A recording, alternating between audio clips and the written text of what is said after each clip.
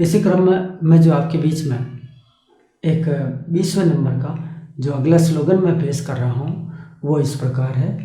कितना ठंडा इस शत्रु का जोश, 10-20 वर्षों तक रहता खामोश। एड्स का जो वायरस है इसकी प्रकृति बड़ी विचित्र है। इसकी प्रकृति यह है कि ये केंचुए की चाल से चलता हुआ आगे बढ़ता है और आगे बढ़ता हुआ ये अपना धीरे धीरे अपनी संख्या बढ़ाता है और अपना साम्राज्य फैलाता है। ऐसी स्थिति में इसको कभी कभी कई महीने लग जाते हैं, कभी कई वर्ष लग जाते हैं, लेकिन ये खामोश बैठा रहता है। लेकिन इसका मतलब ये नहीं कि ये है नहीं है, ये अपना काम कर रहा है, साइलेंट वर्कर है।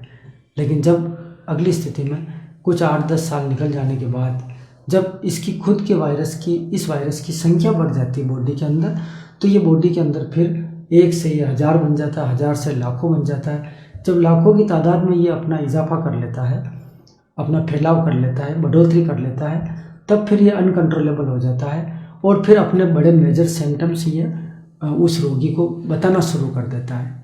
तब जाकर के हम सतर्क होते हैं और अगर इतने टाइम बाद हम सावधान होंगे तो फिर इसको कंट्रोल करना बड़ा कठिन हो जाता है। तो ऐसी स्थिति में ये शत्रु, ये वायरस ठंडे मिजाज का है, 10-15 साल तक चुपचाप बैठा रहता है और कभी कभी चुपचाप ही बैठे बैठे उसका जीवन निकल जाता है। रोगी का वो अलग बात है, लेकिन कभी जब ये एक्टिव होता है फिर इसको कंट्रोल करना कठिन हो जाता है। तो रोग जब ये 3rd स्टेज पर चला जाता है तब ये बीमारियाँ प्रकट आती है, डायरिया होना, बुखार आना, जो भी बीमारी आपके प्रारंभ होगी फिर वो लंबे टाइम तक चलती है और ऐसे ये पीड़ाएँ पहुंचाती है जिसका कोई समाधान निकल नहीं पाता है। दवाएं उसके ऊपर अपना असर नहीं दिखा पाती है, इसलिए